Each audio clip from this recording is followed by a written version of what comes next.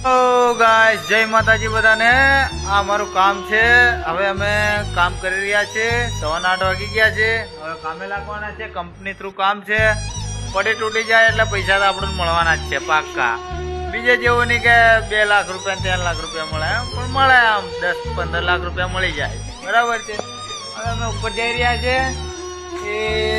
इधर पालक से जाना पड़ेगा ऊपर, ये देख लो। इतने ऊंचाई में काम करना पड़ता है, मालूम है कैसे काम करते हैं हम लोग। तो दोपहर में 1 बजे वीडियो में बता दूंगा। Bye guys.